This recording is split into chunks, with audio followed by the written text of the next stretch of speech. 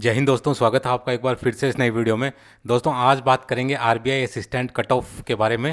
दोस्तों जैसा कि सब जानते हैं आरबीआई असिस्टेंट की जो वैकेंसीज निकली हुई हैं और काफ़ी लोगों ने रिक्वेस्ट किया था कि जो इसकी जो कट ऑफ है प्रीवियस ईयर की उसके ऊपर एक वीडियो बनाया जाए। तो दोस्तों जैसे कि आप जानते हैं कि एक्स-सर्विसमैन की जो कट ऑफ है उससे रिलेटेड बहुत ज़्यादा इन्फॉर्मेशन इंटरनेट के ऊपर अवेलेबल नहीं है, लेकिन जो भी इन्फॉर्मेशन अवेलेबल है हम उसी को ध्यान में रखते हुए आगे देखेंगे कि जो कट ऑफ है वो क्या रही है और आने वाले टाइम में वो कट ऑफ क्या रह सकती है। दोस्तों सैनिकों से जुड़ी सारी खबरों को जानने के लिए सब्सक्राइब का बटन दबाएं और बेल आइकन को प्रेस करके ऑल का बटन दबाएं ताकि सारी जानकारी आप तक पहुंचे सबसे पहले। तो चलिए शुरू करते हैं वीडियो। दोस्तों सबसे पहले बात करते हैं 2016 प्री एग्जाम की। दोस्तों हमें याद रखना होगा कि 2016 में जिस टाइम के ऊपर आईबीपीएस, एसबीआई और आरआरबी की जो एक्स-सर्विसमैन की कट ऑफ है वो मुश्किल से 15-20 नंबर रहती थी, उस टाइम के ऊपर भी जो आरबीआई की कट ऑफ है वो काफ़ी ज़्यादा रहती थी और उसका एक मेन रीज़न ये है कि जो वैकेंसीज़ हैं वो काफ़ी कम है। तो यहाँ पर हम 2016 जो प्री एग्जाम हुआ था आरबीआई का उसमें एक्स-सर्विसमैन की कट ऑफ यहाँ पर देख रहे हैं। तो जैसे कि आप देख रहे हैं अहमदाबाद में 48.50, बेंगलुरु 43.50, भोपाल 50.25, भुवनेश्वर 61.75, चंडीगढ़ 54, चेन्नई 42.50, गुवाहाटी 35.75, हैदराबाद 59.25, जयपुर 55.75, जम्मू 41.25, कानपुर एंड लखनऊ 59.50, कोलकाता 51.75, मुंबई 41.75, नागपुर 43, न्यू दिल्ली 56.50, पटना 55 और तिरुवनंतपुरम एंड कोची 58। तो दोस्तों ये जो एक्स-सर्विसमैन हैं, जो नॉर्मल एक्स-सर्विसमैन हैं उनकी कट ऑफ है और यहाँ पर जो डिसेबल एक्स-सर्विसमैन हैं उनकी कट ऑफ भी दे रखी है। जैसे कि बेंगलुरु के अंदर अभी काफ़ी लोग ये सवाल पूछते हैं कि जो डिसेबल एक्स-सर्विसमैन हैं और जो नॉर्मल एक्स-सर्विसमैन हैं उनकी कट ऑफ में कितना अंतर रहता है।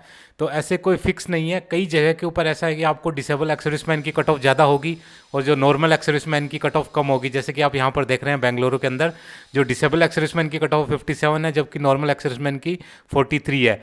तो उस स्टेट से कितने डिसेबल एक्स-सर्विसमैन अप्लाई कर रहे हैं इसके ऊपर भी डिपेंड करता है। तो कई जगह पे ज़्यादा रहती है और कई जगह के ऊपर कम रहती है। जैसे कि यहाँ पर भुवनेश्वर में देख रहे हैं जो नॉर्मल एक्स-सर्विसमैन की 61.75 है और डिसेबल एक्स-सर्विसमैन की 50.25 है, यानी कि करीब करीब 11 मार्क्स का फ़र्क है। यहाँ पर भी डिसेबल एक्स-सर्विसमैन की कम है। चेन्नई में भी जो डिसेबल एक्स-सर्विसमैन की कट ऑफ है वो नॉर्मल से ज़्यादा है और हैदराबाद में कम है। इसी प्रकार से डिपेंड करता है कि स्टेट के अंदर कितने लोग डिसेबल कैटेगरी में अप्लाई किया है और कितने लोगों ने नॉर्मल कैटेगरी में अप्लाई किया है। तो ये थी प्री की कट ऑफ 2016 की, लेकिन इस कट ऑफ के बहुत ज़्यादा मायने नहीं हैं क्योंकि 2016 से 2022 काफ़ी टाइम हो गया है और ये वह टाइम था जब बैंकिंग में कट ऑफ बहुत कम रहती थी। लेकिन इस टाइम के ऊपर भी जो एक्स-सर्विसमैन की कट ऑफ आरबीआई में आप देख रहे हैं नॉर्मली वो 50 से 60 के बीच में है। दोस्तों अभी बात करते हैं 2016 मेंस की। तो इसमें भी पूरा डेटा नहीं है एक्स-सर्विसमैन का, लेकिन जितना डेटा अवेलेबल हम उसी के हिसाब से देखते हैं। तो हैदराबाद में जो नॉर्मल एक्स-सर्विसमैन है उनकी कट ऑफ 200 में से 115 की रही थी और जयपुर में 120। तो ये भी उस टाइम के हिसाब से देखा जाए तो काफ़ी कट ऑफ है।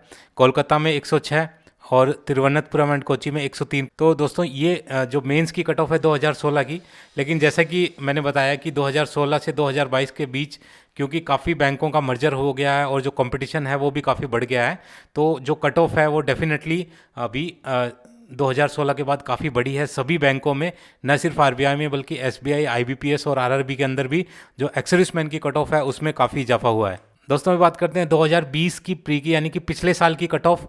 तो यहाँ पर एक्स-सर्विसमैन की कट ऑफ अवेलेबल नहीं है, लेकिन अगर हम आइडिया लगाएं कि जो एक्स-सर्विसमैन की कट ऑफ है अगर एसबीआई में बात करें या आईबीपीएस, आरआरबी में बात करें तो जो एससी एसटी की कट ऑफ है उनके आसपास ही रहती है, कहीं बराबर रहती है, कहीं थोड़ा कम रहती है, कहीं थोड़ा ज़्यादा रहती है। जैसे अहमदाबाद में एससी एसटी की कट ऑफ है एससी की 92.25, एसटी की 79 और उसके बाद बेंगलुरु में जैसे एसटी 81.75। इसी प्रकार से आप पूरा इसमें देख रहे होंगे कि जो रेंज है वो है 70 टू 90 की। कहीं कहीं पर ये 77 है, कहीं कहीं पर ये 85 है, कहीं कहीं पर 81 है। तो इस प्रकार से देखें तो मिनिमम जैसे 71.50 है और जो मैक्सिमम है वो 88 है। तो यानी कि 70 टू 90 की रेंज है एससी एसटी की कट ऑफ की। बात करें जनरल की तो यहाँ पर तो बहुत ही ज़्यादा कट ऑफ है। तो जैसे जो लोग जिनके 96.25 है वही क्वालिफाई कर पा रहे हैं। तो इस प्रकार से देखा जाए तो जनरल और ओबीसी कट ऑफ तो काफ़ी ज़्यादा है, लेकिन जो एक्स सर्विसमैन का जो हम आइडिया लगा सकते हैं वो एससी एसटी की कट ऑफ से लगा सकते हैं। दोस्तों भी बात करते हैं कि इस साल जो असिस्टेंट की जो वैकेंसी है उसमें एक्स सर्विसमैन की जो कट ऑफ है वो कितना जा सकती है। तो मेरे हिसाब से डिपेंड करता है स्टेट टू स्टेट और वैकेंसीज और कितने एक्स सर्विसमैन कहाँ पर अप्लाई करते हैं, लेकिन नॉर्मली मेरे हिसाब से 70% टू 90% ये जानी चाहिए। और जो लोग 70 के पास हैं वो फिर भी थोड़ा डेंजरस जोन में हैं, लेकिन जो लोग 90 के आसपास हैं वो बिल्कुल सेफ जोन में हैं। 100% उनका सिलेक्शन होगा प्री के अंदर अगर वो 90 के आसपास स्कोर करते हैं, या 80 टू 90 के बीच में भी स्कोर करते हैं तो वो काफ़ी बढ़िया स्कोर है। क्योंकि इसका एक मेन रीज़न जैसे मैंने बताया कि जो वैकेंसीज़ हैं वो काफ़ी कम है, तो जो बहुत ही तैयारी के साथ इस एग्ज़ाम को देंगे या काफ़ी जो दिनों से तैयारी कर रहे हैं वही लोग इतना स्कोर कर पाएंगे, क्योंकि एक्स सर्विसमैन के लिए 90 के आसपास स्कोर करना काफ़ी बड़ी बात है। तो जो कुछ गिने चुने लोग ये कर पाएंगे वही इस प्री को क्लियर कर पाएंगे। दोस्तों एक सवाल काफ़ी लोगों ने और पूछा है, तो इसको भी मैं क्लैरिफाई करना चाहता हूँ कि जो आरबीआई के अंदर जो लैंग्वेज प्रोफिशिएंसी टेस्ट है वो थोड़ा टफ होता है। बाकी जो आईबीपीएस और एसबीआई में हम देखते हैं, वहाँ पर हम देखते हैं कि हमने किसी दूसरे स्टेट से अप्लाई किया और हमारा सिलेक्शन हो गया, तो नॉर्मली हमको जो एलपीटी है यानी कि लैंग्वेज प्रोफिशिएंसी टेस्ट उसके आधार पर हमको आउट नहीं किया जाता है। लेकिन पिछले साल आरबीआई में काफ़ी लोगों को आउट किया गया है लैंग्वेज प्रोफिशिएंसी टेस्ट के अंतर्गत। तो जो भी लोग किसी दूसरे स्टेट से अप्लाई कर रहे हैं वो पक्का इंश्योर करें कि आपको उस स्टेट की जो लोकल लैंग्वेज है वो ज़रूर आनी चाहिए। आपका रिटर्न एग्जाम भी हो सकता है या आपको कुछ पढ़ा के भी देखा जा सकता है। और जैसा मैंने बताया कि पिछले साल काफ़ी लोग आउट हुए हैं लैंग्वेज प्रोफिशिएंसी टेस्ट में, काफ़ी लोगों को फेल किया गया है सिलेक्शन के बाद भी। तो इस चीज़ का आप ज़रूर ध्यान रखें कि उस स्टेट का जो लैंग्वेज है वो आपको ज़रूर आना चाहिए। दोस्तों अभी काफ़ी लोगों ने पूछा है कि जो आरबीआई असिस्टेंट की जो पोस्ट है उसके अंदर जो ट्रांसफ़र पोस्टिंग का क्या प्रोसीजर है। तो दोस्तों जो असिस्टेंट की पोस्ट है, अगर यहाँ पर आप जैसे 3 साल के लिए फिक्स होते हैं कि 3 साल के बाद ही आप उसमें प्रमोट हो सकते हैं, लेकिन अगर आप असिस्टेंट ही रहते हैं तो आपका उस जोन से ट्रांसफ़र नहीं होगा। फॉर एग्जांपल जैसे आपने राजस्थान में जयपुर के आरबीआई ऑफिस के लिए अप्लाई किया है, तो अगर आप असिस्टेंट ही रहते हैं तो उस आपका ट्रांसफ़र नहीं होगा।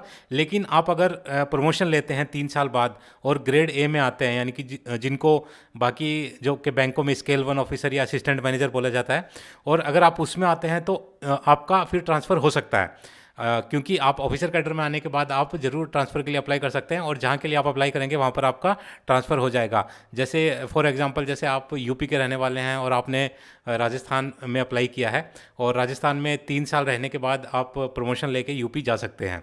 और दूसरा कि इसमें जो प्रमोशन है वो बाकी बैंकों से काफ़ी अलग है, काफ़ी बढ़िया है, और क्योंकि पब्लिक डीलिंग नहीं है। और दूसरा जो आरबीआई, क्योंकि सब जानते हैं कि ये सेंट्रल बैंक है इंडिया का, तो इसका जो काम है वो भी काफ़ी बढ़िया है, और सैलरी में भी काफ़ी फ़र्क पड़ता है प्रमोशन लेने के बाद। तो जो भी मैक्सिमम लोग इसमें प्रमोशन लेते हैं। तो दोस्तों उम्मीद है कि ये वीडियो आपको पसंद आया होगा और कट ऑफ के बारे में आपकी कुछ जो शंकाएं थी वो क्लियर हुई होंगी। आगे भी अगर कोई और लेटेस्ट इन्फॉर्मेशन आती है तो मैं आपके साथ ज़रूर शेयर करूंगा। वीडियो बनाने के लिए आप सभी का धन्यवाद। आपका दिन शुभ हो। जय हिंद, जय भारत।